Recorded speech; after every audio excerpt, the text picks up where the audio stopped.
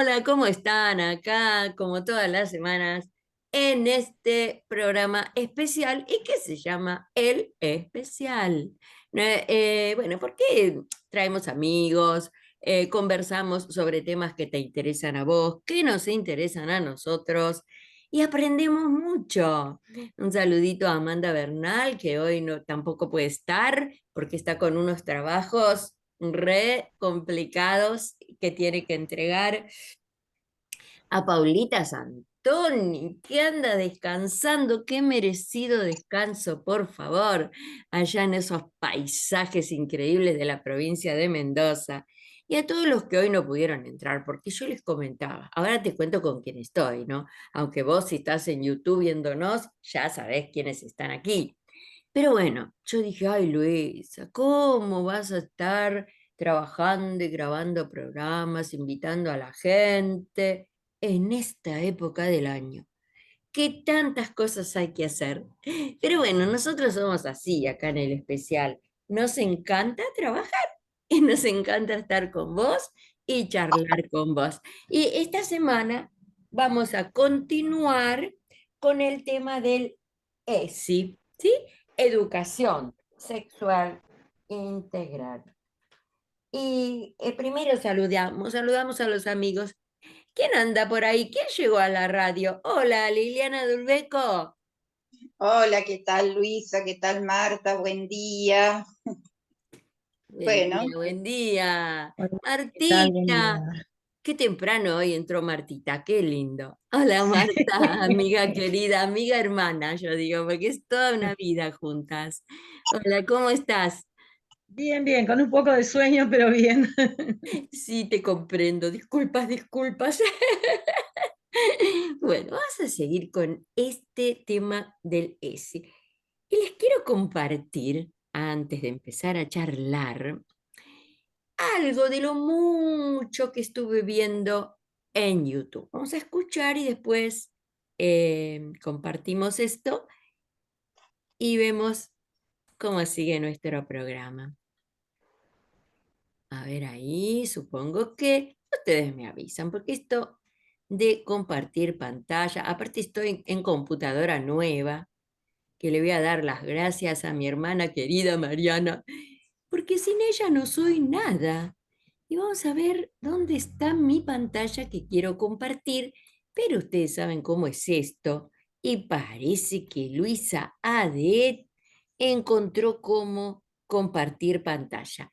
Ustedes díganme, esto está. Lejos, Ahí está. caminos de tiza, abriendo surcos este oficio. Bueno, se dijo en algún momento al pasar que tiene un carácter transversal los contenidos de educación sexual integral y me pregunto si esto hace que a veces se diluyan por ahí. ¿Hace?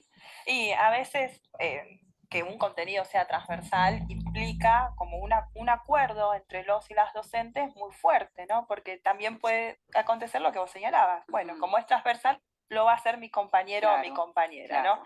Transversal nos implica un compromiso mucho mayor. Pero a su vez hay una ventaja en este compromiso mucho mejor, que somos un equipo frente a este tema que nos puede asustar, nos puede problematizar, nos puede dar vergüenza. Bueno, es muy distinto dar una respuesta individual a poder pensarlo como una respuesta colectiva. Claro, ahora, esa respuesta colectiva puede venir de parte del equipo docente, el maestro del otro grado, del B. ¿Qué pasa cuando hay un freno desde la propia dirección de la escuela? Me pregunto, ¿qué margen de autonomía tiene un docente? Y en realidad la existencia de la ley es un marco de amparo para los docentes. Que haya una ley nacional es un marco de amparo.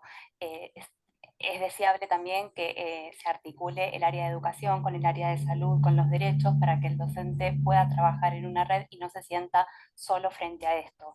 Y cuando hablamos también de transversalidad, no es solo en las asignaturas, sino también en lo que llamamos el currículum oculto, estas prácticas que por repetidas las entendemos como naturalizadas y también transmiten contenidos de educación sexual. Sin ir más lejos, en el pasado se ordenaban en los registros de asistencia primero los varones por orden alfabético y luego las mujeres. Hoy por hoy, gracias a Dios, ya no es así. Así que... Bueno, me olvidé decir que no está Carolina Faur porque se tuvo que ir, pero después vamos a comentar un libro de ella. Vos planteaste una cosa recién, que es la articulación, ¿no? Creo que el hecho de que los docentes sepan que se puede articular con el área de salud, pero también de justicia, de desarrollo social, permite también la posibilidad de encarar de una forma mucho más integral lo que a veces le pasa a un niño, como por ejemplo haber detectado una situación de abuso sexual. Por supuesto, digo, esto da un entramado y es un poco lo que la ley exige, ¿no? Esto de lo integral tiene distintos niveles, la transversalidad tiene distintos niveles, desde poder pensar el contenido en diferentes espacios, pero también poder pensar esa escuela en diálogo con una comunidad. Ahora, ¿se hace? Porque decirlo es fácil.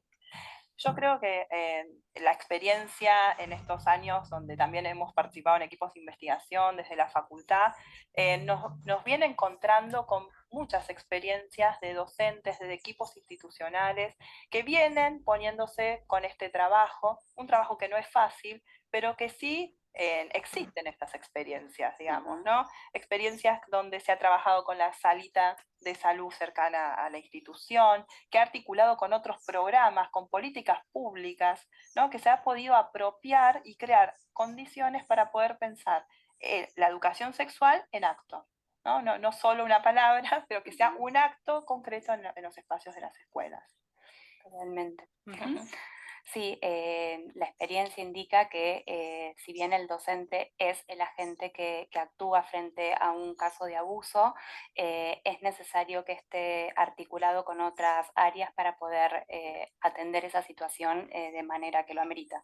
Bien, les voy leyendo otro mensaje. Sofi Pizul dice, con respecto al interrogante, la educación sexual integral está diluida en las aulas. Creo que el desafío de los docentes es utilizar las herramientas disponibles y perder el miedo a hablar de educación sexual integral. Debemos dejar de ver esta temática como algo tabú y comenzar a llevarla a las aulas. Le da ánimo a los Claro, demás. el miedo parte del desconocimiento. Muchos docentes, antes de iniciar la capacitación en ESI, llegan con muchos prejuicios, con muchos miedos. Fundamentalmente creo que el temor se centraliza en asumir un problema frente a los padres o tener un problema con el equipo directivo. Pero en realidad es importante llevar la experiencia de que esto no es así, que hay contenidos curriculares elaborados específicamente para cada nivel, donde dicen qué es lo que se tiene que enseñar. Entonces no es lo que el docente piensa, no es una mirada moral, no es la filosofía de un colegio.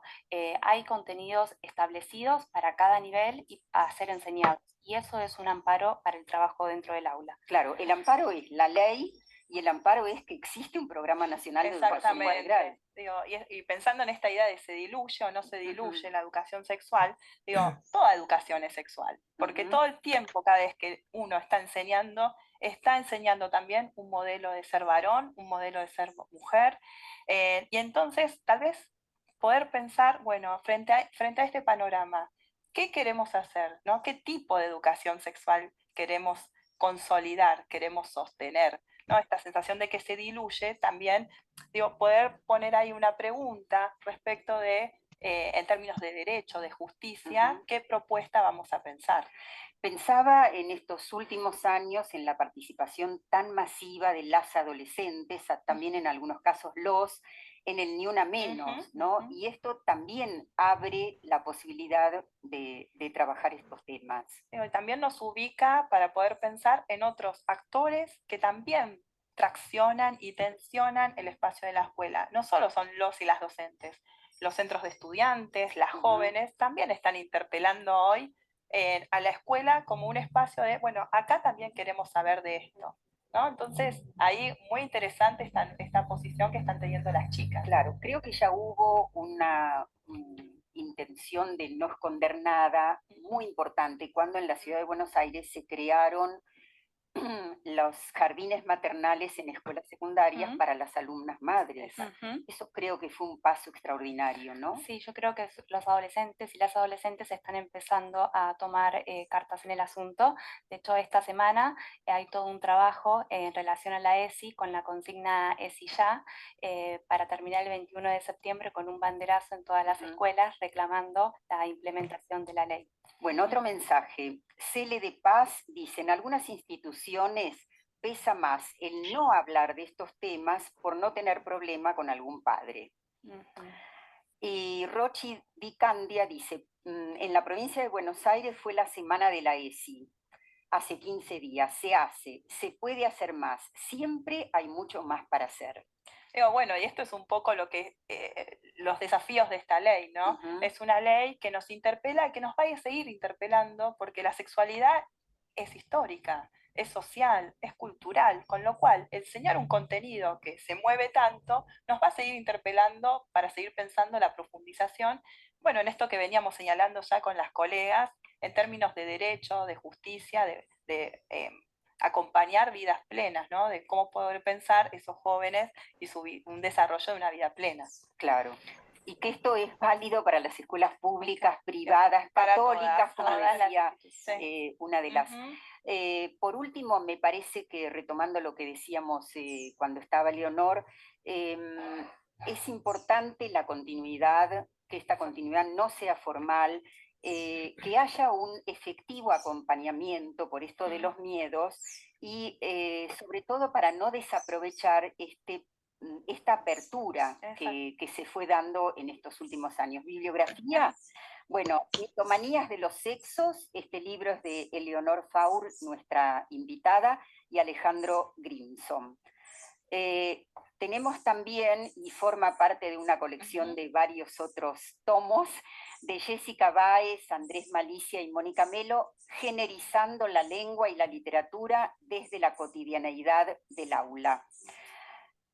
Ahora, Toda educación es sexual es un libro que coordinó Graciela Morgade, que es la actual decana de la Facultad de Filosofía y Letras, y este libro que compiló Liliana Weidler se llama Proyectos para la Educación Sexual Integral, y hay más de 20 proyectos, sobre todo interesante porque refieren al nivel inicial.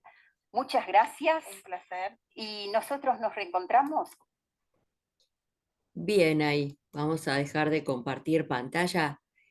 Bueno, hay infinidad de videos y en otros del mismo programa compartían en videos experiencias, conversaciones con adolescentes, actitudes en las instituciones.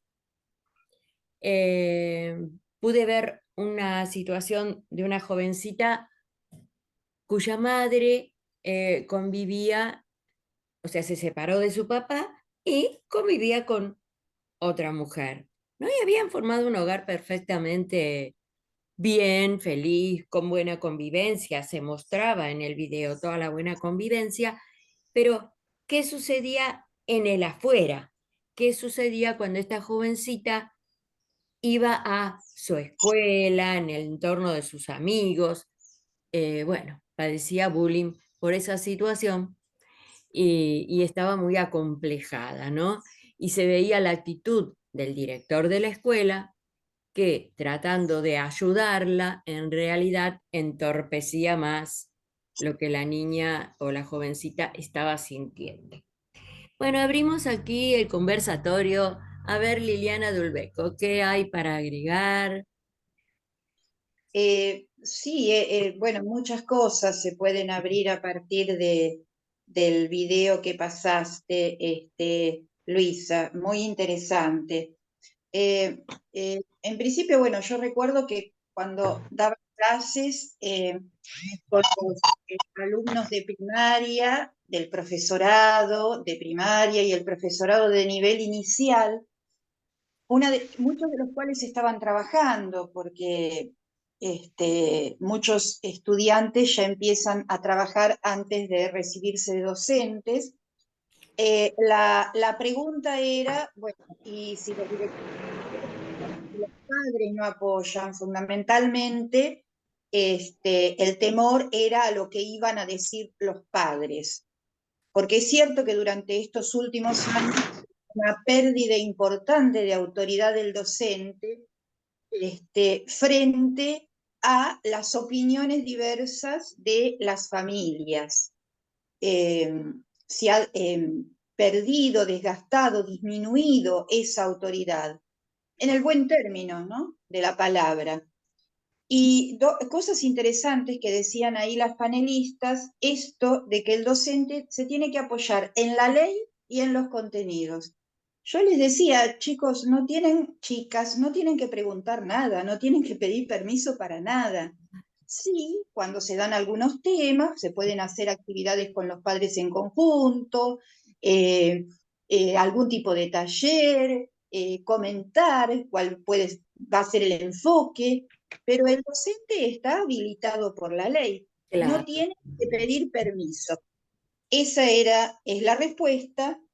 Acá yo tengo en mis manos un cuadernillo muy interesante, que lo muestro porque puede llegar a salir. Sí, lo conocemos. Claro, Bien. son los cuadernillos que llegaron a las escuelas, sí, sí. Bueno, están muy bien. Cuanto más sepan mejor, educación sexual integral para charlar en familia, es del Ministerio de Educación de la Presidencia de la Nación, Sí, sí, sí. Programa Nacional de Educación Sexual Integral. ¿Y qué es lo que nos dice ahí? La educación sexual integral es obligatoria en las escuelas. La ley 26.150 dice que es obligatorio enseñar educación sexual integral en los jardines de infantes y en las escuelas primarias y secundarias del país, sean de gestión estatal o privada. Sí. O de gestión social, cabría agregar, porque hay escuelas de gestión social también, que son las cooperativas, las escuelas de educación popular. También dice que las familias deben estar informadas sobre la educación sexual integral que se brinda en las escuelas. Informadas, comentar el enfoque, pero no pedir permiso. ¿Y en qué otra cosa se sostienen los docentes? En los contenidos. Los contenidos, a ver, ninguno de los estudiantes, de los profesorados o de los docentes va a dar lo que quiere. ¿Y cuáles son los contenidos? Acá están claramente detallados. Las diferencias corporales entre varones y mujeres, respetar la intimidad, cuando los niños y las niñas se tocan las partes íntimas, embarazo y nacimiento, la adopción de nenes y nenas, la apariencia corporal, entrando en la adolescencia, la primera menstruación, la masturbación, las relaciones sexuales, el embarazo en la adolescencia, las falsas creencias sobre la sexualidad, los métodos anticonceptivos, el HIV-Sida, hablemos sin miedo, los derechos de las mujeres, la diversidad sexual, sexualidad y discapacidad, el abuso sexual infantil, violencia en el noviazgo y qué es la trata de personas. Claro. Ojo, como todo en educación, la educación es una variable dependiente del sistema económico, político y social y de las políticas educativas de un país en general. Acá, en este cuadernillo, que son anteriores al 2015, hay un tema que no se trata. A ver si alguno de ustedes me lo puede sacar o lo puede mencionar. Vos sabés, Lili, que yo con esto, ay, cómo quería tener los cuadernillos acá en casa y resulta que los tengo en el armario de la escuela, que está cerrada y no pude ir a buscarlos. Bueno, Pero para analizarlos, sí, sí. Cuando decíamos con las chicas y los chicos en el profesorado, bueno, acá hay algo que falta. ¿Qué es lo que falta? El aborto. Y no es casual esto, Ah, claro. parte de la política previa de esos años, que luego si esto seguramente en la actualidad se incorpora, porque hubo una Sí, gran lucha, un gran movimiento de mujeres y demás, y el aborto hoy día es legal, sí, sí. pero digamos, el resto está muy bien, ¿eh? Están muy bien encarados los temas, Ujú. y no solo están los temas, sino la forma en que el docente tendría que encarar, de qué manera, con qué concepción y demás. Siempre hay que leer entre líneas, vuelvo a Claro, decir, porque todo tema educativo es político, entonces hay que ver las políticas del momento. exacto. Pero, por ejemplo, quiero dar un ejemplo Sí, claro, concreto, y de paso la palabra a Marta. Acá, por ejemplo, cuando los niños y las niñas se tocan las partes íntimas, dice claramente explicarles que tocarse no es malo. Estamos hablando de los 3, 4 años. Después vamos a ver en qué teoría se sostiene esto, pero vamos a dejarlo por ahora en el tema práctico educativo. Nos explica con ejemplos y dice lo siguiente, explicarles que tocarse no es malo, pero que es parte de la propia intimidad, como por ejemplo cuando van solos al baño. Por eso no deben hacerlo delante de los demás y también decirles que no lo hagan todo el tiempo porque pueden irritarse la zona genital y sentir dolor. Si usan algún elemento para tocarse como palitos o juguetes, conviene explicarle que no lo hagan porque se pueden lastimar. lastimar.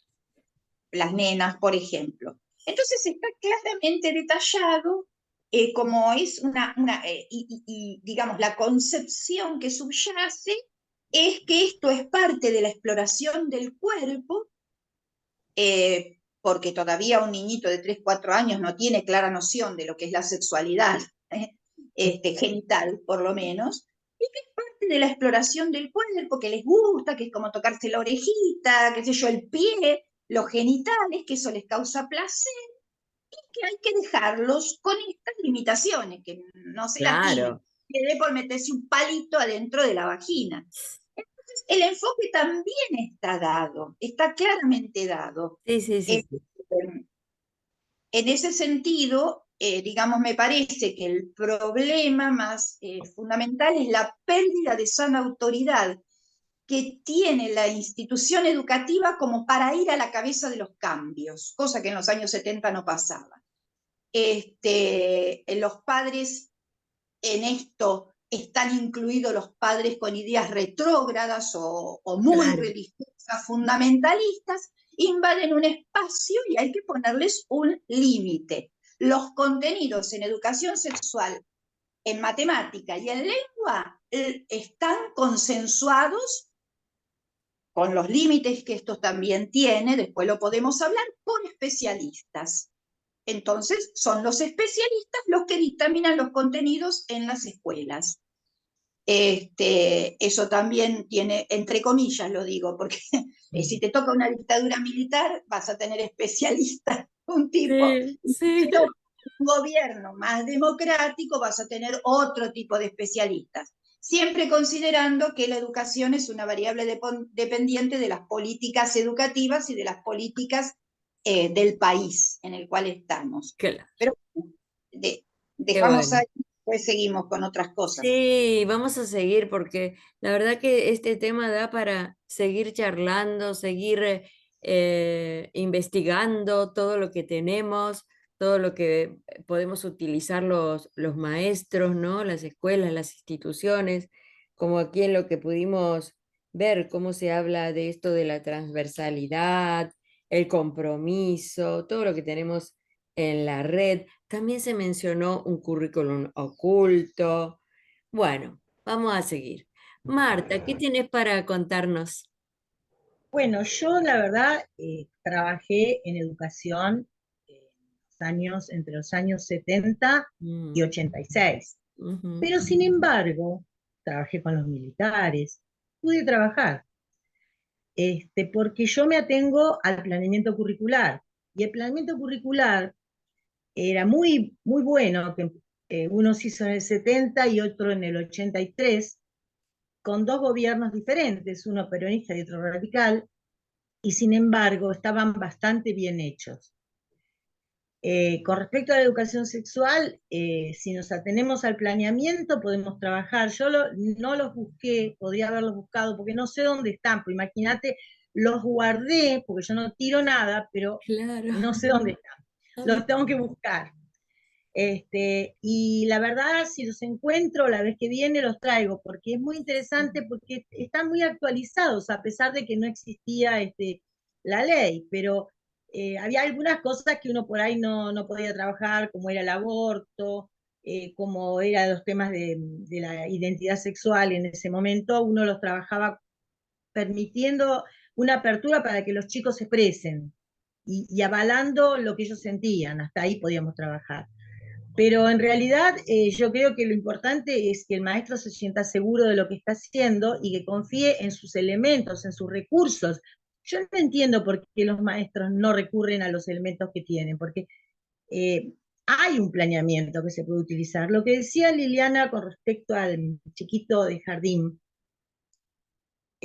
cuando aparece la represión, aparece la vergüenza, entonces es el momento ideal para mostrarles que el tema de la sexualidad es un acto privado, cuando el tocarse, el masturbarse, que no es malo, pero que hay que hacerlo en privado, o sea, que es un placer autoerótico que siente el chico. Todavía el chico no comparte con otro el placer sexual, como el adolescente que empieza a compartir con otro. Entonces, es algo privado. El compartir con otro también es privado, o sea, el decir, bueno, no lo tenés que mostrar, ¿no? Es un respeto al otro y un goce personal, ¿no?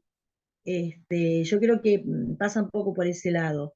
La, Cuando el chico exagera es porque algo le está pasando, generalmente hay alguna situación. El chico la sexualidad la explora, entonces, ¿él qué hace? Todo lo que va aprendiendo lo hace, lo repite, pero una vez que lo aprendió ya está, lo deja de lado.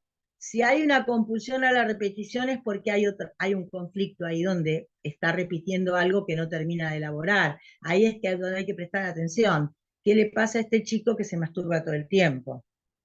Ahora, que el chico se toque, que explore, es raro que utilicen elementos, pero podría ser. Habría que estar atentos a qué pasa con este chico, no si es algo que lo hace una vez o lo hace en forma repetida. Ahí es donde hay que preocuparse. Claro, Marta, a mí me Este, haces pensar, ¿sabes qué? Me haces pensar cuando decís, ¿qué pasa con este chico? Yo digo, ¿qué pasa con esta familia? ¿Qué pasa con esta sociedad? ¿Qué pasa con esta bueno, institución? Miren cuántas aristas tenemos, por eso bueno. vamos a seguir en próximos programas. Por eso yo lo que quería agregar la parte de los padres, que es tan importante. Es decir, vos al padre no le vas con un planeamiento de educación sexual, ni tampoco le vas a pedir permiso, pero sí abrís la cuestión. O sea, haces reuniones donde hablas, decís que vas a tratar el tema, les pedís aportes, les pedís que colaboren, que les preguntás qué es lo que les preocupa, qué es lo que les gustaría ver, y ahí vas tanteando cómo es el grupo. Entonces, a partir de eso empezás a trabajar. Cuando ya te conocen y confían en vos y saben que no vas a hacer ninguna cosa extraña con los chicos, entonces ahí es más fácil trabajar que si yo vengo a imponerles mi criterio o si vengo a pedirles permiso como si yo no supiera lo que tengo que hacer. Entonces, lo más importante es abrir la cuestión, permitir que los padres participen, que opinen, pero que ofrecerles la posibilidad de ayudar y de pedir ayuda. Es la mejor manera, es tener a los padres con uno, trabajando con uno, y no en contra, ¿no? Por lo menos es lo que, imagínense que yo en el 70 empecé, tenía primer grado, y tenía 18 años. Este, o sea que, ¿cómo haces con 18 años para tener los padres de tu lado? ¿No? Tenés que brindarles confianza, y la mejor manera es permitirles que opinen y que ayuden y que pregunten.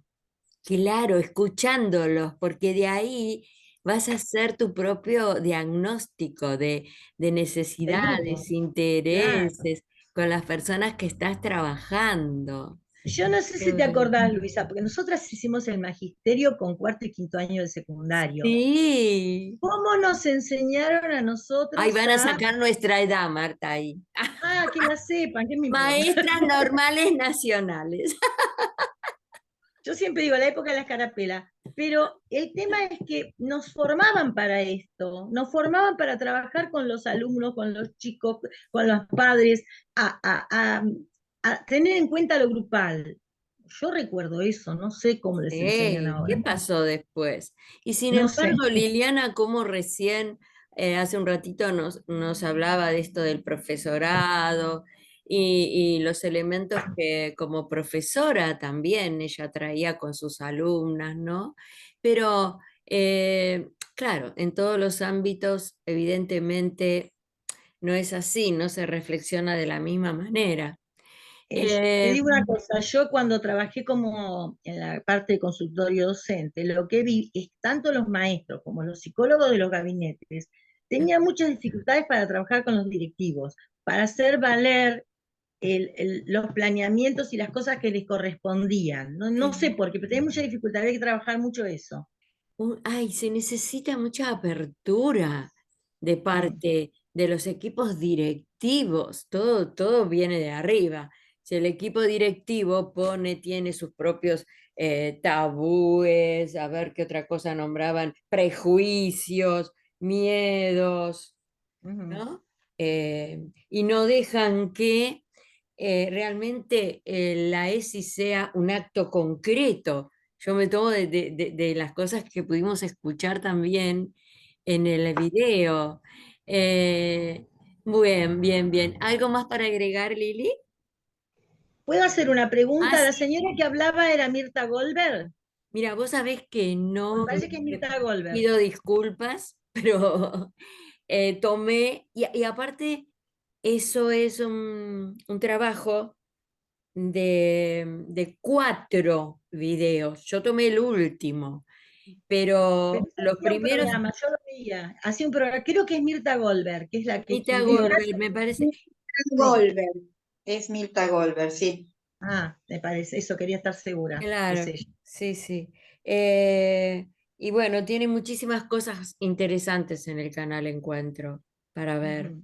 Y también Ujú. me queda en el tintero ver lo que Carmencita, una compañera de adultos, pero que también es maestra de primer grado, ella me comentaba los videos que le comparte a sus niños en el aula sobre ESI, en forma de cuentitos y de historias, cómo los nenes saben decir no, según si hay algún extraño que eh, desea hacerle caricias que van más allá, como el niño dice no, ¿no? Y cuida su cuerpito, que los voy a ver si los puedo encontrar para la próxima semana y lo comentamos, porque hay muchísimo. También tenemos que tener en cuenta que nuestras escuelas, Marta, Lili, también están en zonas muy de pocos recursos, que a veces no tienen ni siquiera un celular o a veces un celular en la familia.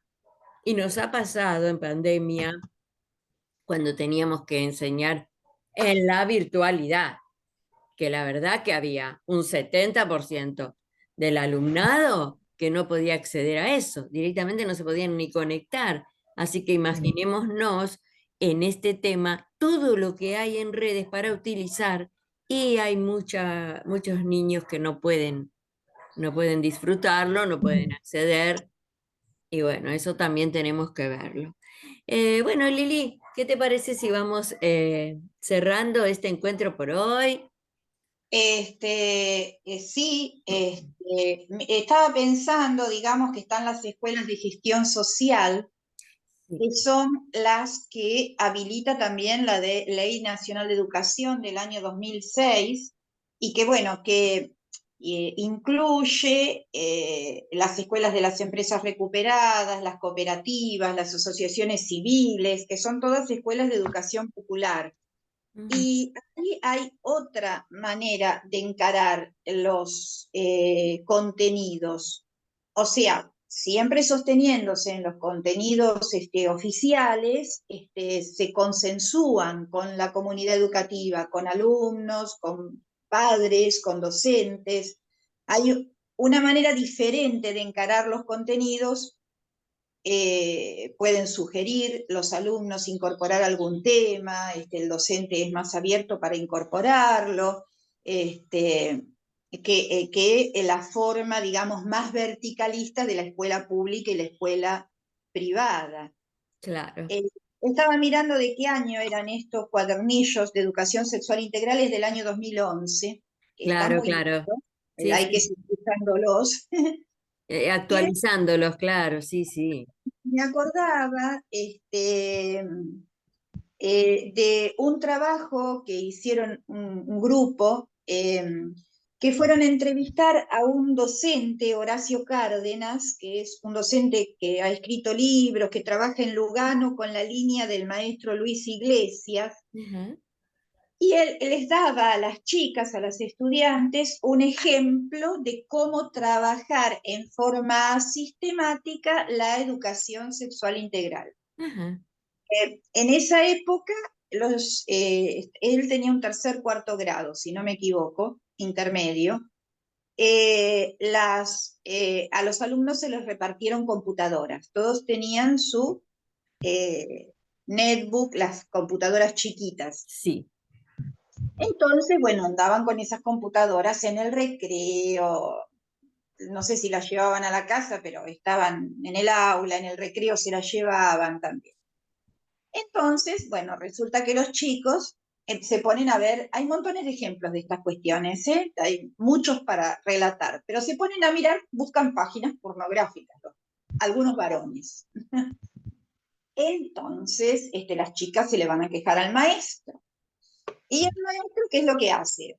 Con ese sistema de consejo de aula, que es muy útil, que en Capital yo lo trabajé también teniendo segundo grado de la escuela primaria, inmediatamente se hace una reunión, un consejo, una asamblea, una reunión. O sea, si tenés que dar matemática, lengua, no, vamos a charlarlo.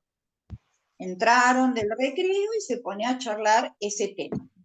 Levantan la mano. Te digo que la verdad que los chicos chiquitos los recuerdo con un orden como para intervenir y dar su opinión acerca de algún tema que, por ejemplo, había sucedido en el recreo, porque muchas de estas cosas suceden en el recreo, cuando están sueltos, digamos, ¿no? En el aula.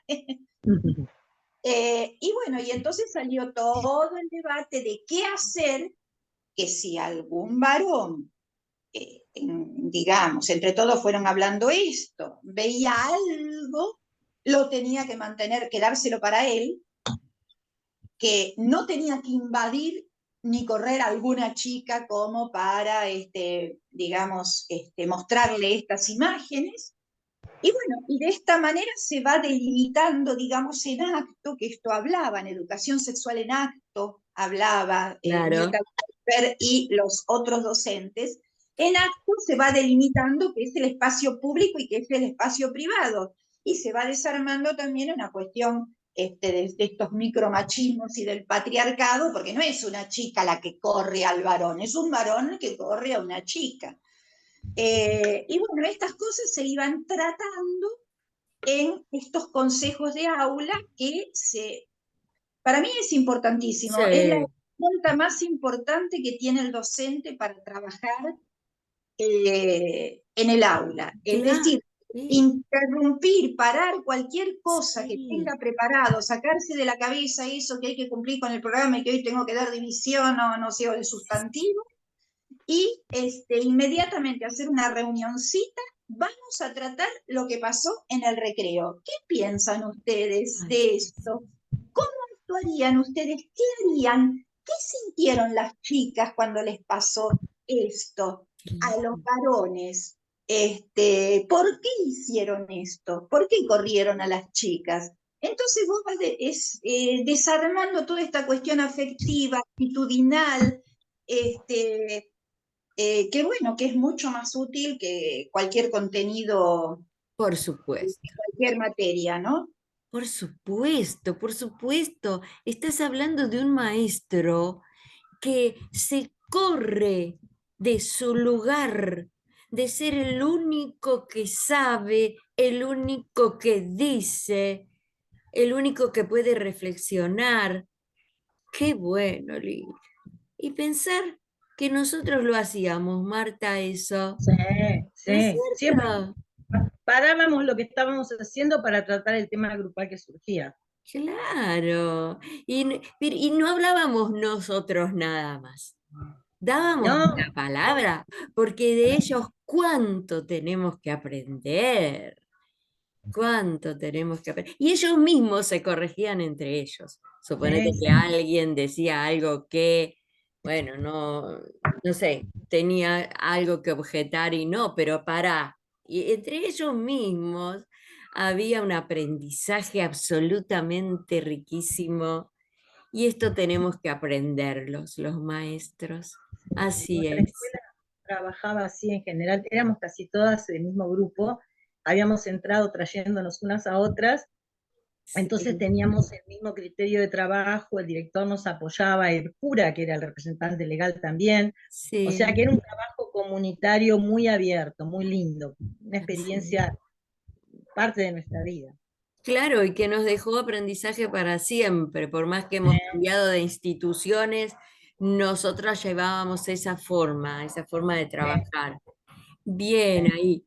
Vamos cerrando, chicas. Voy a buscar más material, ustedes también. Y bueno, saludito, de nuevo, a Amanda Bernal, a Paula Santoni, a Claudio Cruces, que no pudo entrar, a Ivonne Ronquillo, que también está muy preocupada por este tema.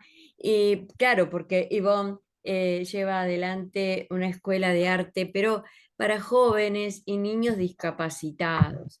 Este tema que vamos a volver, ¿no? Cómo se implementa el ESI en las escuelas para jovencitos discapacitados. Eso yo lo estuve pensando mucho a raíz de las preocupaciones de Ivonne.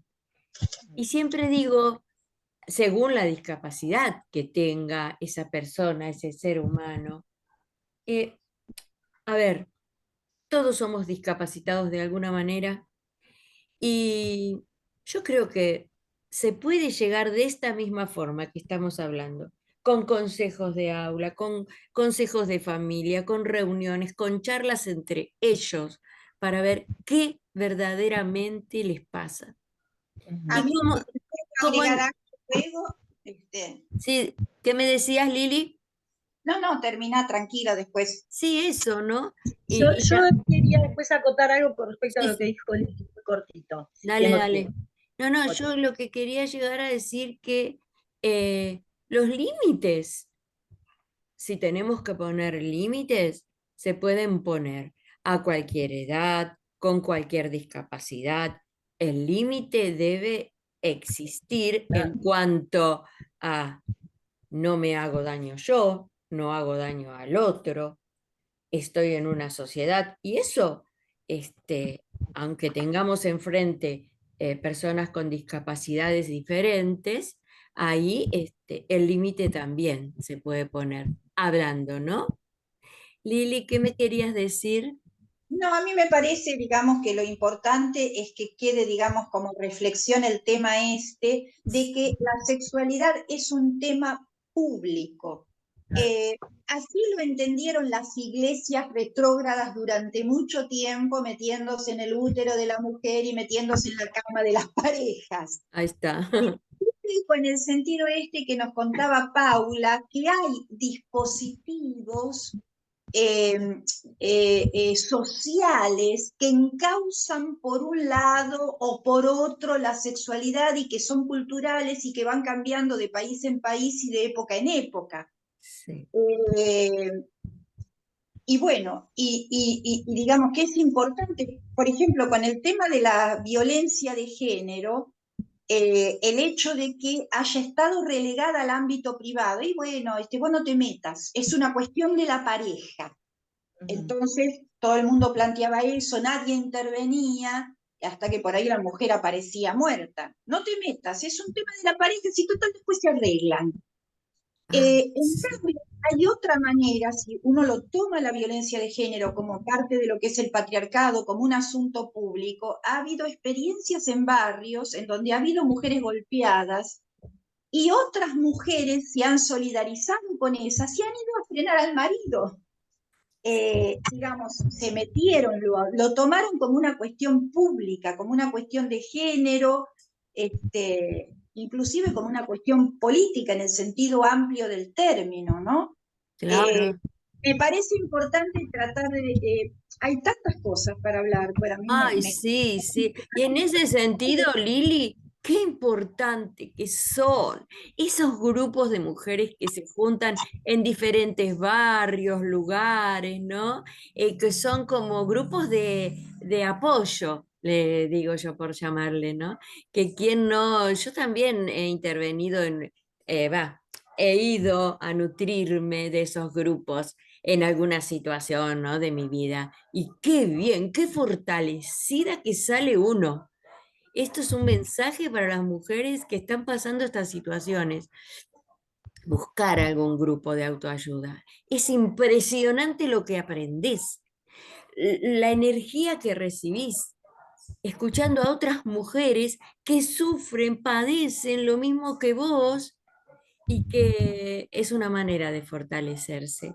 Siempre hay un coordinador, que es un psicólogo, por supuesto, pero es más lo que hablan las mujeres que van al grupo y con eso se aprende un montón. Martita, ¿vamos cerrando? Sí, sí, está, o sea, hablamos de todo. No, Sí, me quedé pensando en el ejemplo que contaba Lili de estos chicos corriendo a las chicas mostrándole pornografía, donde es verdad hay una violencia de género, un acto perverso de gozar del sufrimiento del otro haciendo esto, en lo cual se trabajó y me parece excelente, poniendo límite donde ellos no pueden hacer esto. Pero también me parece que hay algo de una denuncia, porque estos chicos están con material que no es material que tengan que tener ellos. Hay todo un tema de curiosidad sobre lo que está bien y lo que está mal en sexualidad. ¿Y dónde, cómo obtienen esta información? ¿De dónde se nutren ellos? ¿No? Porque ¿dónde pueden preguntar? ¿A quién pueden preguntar? ¿A quién están preguntando? Es otro tema para trabajar también, ¿no? Me parece que surgen dos cuestiones en esto que traen los chicos. Una es la que contó Liliana, que el maestro la trabajó excelente, y está esta otra, que quizás por ahí yo la escuche más porque yo estoy en esto, siempre estoy escuchando las denuncias de los chicos, porque los chicos no pueden denunciar directamente, esto se los digo para que lo sepan los maestros. El chico a veces denuncia hablando con otro chico y es el otro chico el que hace la denuncia, porque él no puede decir a mí me pasó esto, se lo cuenta a otro y el otro viene y dice a él le pasó esto. Entonces de esa manera mediatizan la denuncia y la pueden hacer.